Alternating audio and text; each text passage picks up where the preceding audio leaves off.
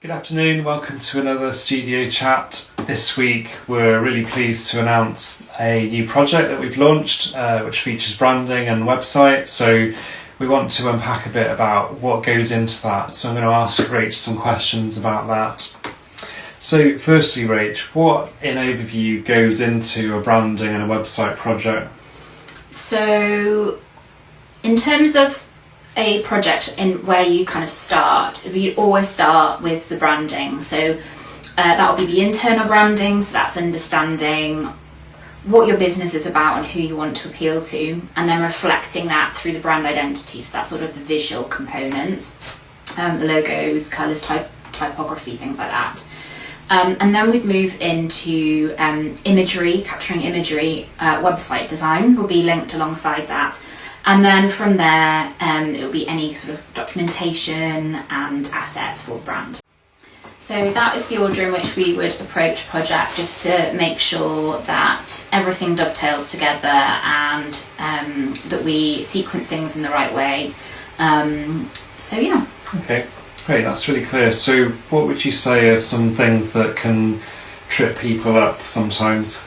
So first thing would be, I think, that undergoing a rebrand or getting a website or something like that requires more of your time than perhaps you might imagine, because you have to read things, provide feedback, and also brief us as well. Don't know, back to front there, but your input is really, really important, because ultimately the business is about you and you know your business really well. So that would be the first thing, is don't underestimate, I think, the amount of time that you'll need to give to your designer or studio. Great. And then the other two areas that tend to trip people up are firstly imagery. Particularly if you need to get photos taken, it can feel a bit confusing about when you might need to get those. So it'll be towards the end of the branding process, and then as you sort of go into the website design, because ultimately it's probably a website that most of your images are going to be seen. So it's just making sure that they come in a timely way so that those images can be popped into your wireframe and then onto your website. And the other thing is copy. So we have alleviated that now by always including copywriter standard, but some studios don't do that, and requiring you to sit down and write all of the content out for your website is a really, really big piece of work. Usually it's around 10,000 words on a website, which is quite...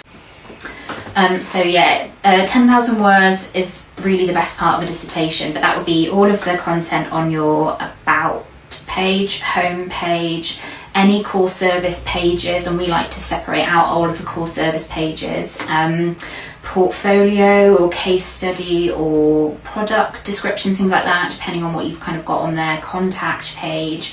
And then obviously as well, you need to make sure you've got all of your legal pages, so things like your cookie notice, privacy notice, any disclaimers, and terms and conditions, things like that. So it all starts to really add up to quite a lot of content that you need to write and provide for your website designer, which is why we include it, because most business owners just don't have the time to pull all of that together. So that can really trip people up. But as I say, we provide that standard because we know that people are really busy and don't have the time to give to that.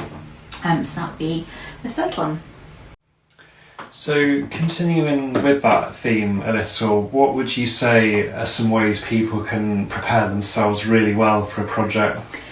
So the first thing is, I would say, is check your diary. So if your designer says it's going to take 6 weeks and we're starting on this date, or whatever the time frame is for whatever portion of your project, have a look and do let them know if you're getting married, going on holiday, I don't know, like you've got school holidays. There's so many different things that crop up, because that is going to really impact their work schedule, and it's really common for people to sort of overlook that, and that can then hold up other projects going forwards.